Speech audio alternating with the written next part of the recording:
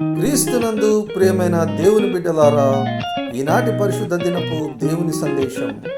వారు మాటలలో ఆయనను చిక్కుపరచవలెనని పరిసయ్యులను హేరోదీయులను కొందరిని ఆయన వద్దకు పంపిరి.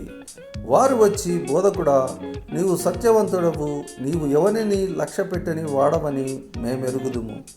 నీవు మోమాటం లేని వాడవై దేవుని మార్గము సత్యముగా బోధించువాడవు. కైసరుకు పన్నిచ్చుట న్యాయమా కాదా? ఇచ్చెదమా ఇయ్యకుందుమా అని ఆయనను అడిగిరి. ఆయన వారి వేషధారణను ఎరిగి, మీరు నన్ను ఎందుకు శోధించుచున్నారు? ఒక దేనారము నా యొద్దకు తెచ్చి చూపుడని వారితో చెప్పెను. వారు తెచ్చిరి. ఆయన ఈ రూపమును పై వ్రాతయు ఎవరివని వారిని అడుగగా, కైసరువి అనిరి.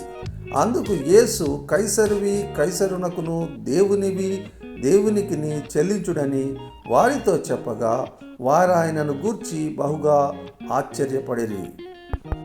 చిన్న ప్రార్థన చేసుకుందాం. కృపా కనికరము గల మా దేవా, ఈ యొక్క పరిశుద్ధ దినమందు చదవబడినటువంటి ఈ వాక్య భాగములోని ఆత్మీయ జ్ఞానమును మాకు దయచేయవలనని ప్రభువైన యేసుక్రీస్తు నామముననే వేడుకొనుచున్నాము తండ్రి. ఆమెన్.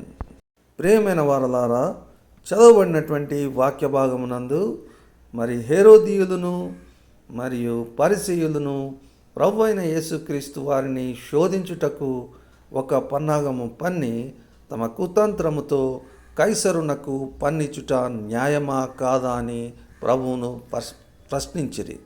కైసరునగా ఆ యొక్క రాజ్యపు చక్రవర్తి, ఆ యొక్క రాజ్యాధిపతికి విరుద్ధముగా మాట్లాడుటకు ప్రేరేపించిరి. అయితే ప్రభువు అందరి హృదయములను ఎరిగినవాడు కనుక విధముగా సెలవిస్తూ ఉన్నాడు. ఆ యొక్క దేనారము ఒకటి నా దగ్గరకు తీసుకొని రండి, వాటిలో ఉన్నటువంటి అంశాలను పరిశీలించండి, అవి ఎవరివైతే వాటిని వారికి చెల్లించండి అని జవాబు ఇచ్చుచున్నాడు. దేనారమనగా ఆ యొక్క కాలమానపు ద్రవ్యము, డబ్బు అని అర్థము. వాటిల్లో మనం చూసిన రీతిగా యొక్క చిహ్నములు మరి అధిపతుల యొక్క సంబంధించినటువంటి రాతయు మనము గ్రహించుకోగలం.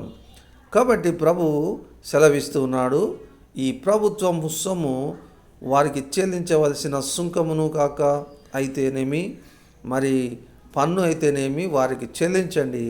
అయితే ప్రభువునకు చెల్లించవలసినవి కొన్ని ఉన్నాయి, వాటిని మీరు చెల్లించవలసి ఉన్నదని యుక్తిగా వారికి జవాబు ఇచ్చినట్లుగా మనం చూస్తూ ఉన్నాం. ఆయన యొక్క ప్రజ్ఞకు వారు నివ్వెరపోయి ప్రభు యొక్క మాటలకు ఆశ్చర్యపడిరి. కాబట్టి ప్రియమైన వారలారా, మరి లోక మర్యాద చొప్పున మన యొక్క భక్తి జీవితమునకు ఆటంకము కలగనటువంటివన్నీ కూడా మనము అధికారులకు చెల్లించవలసి ఉన్నది.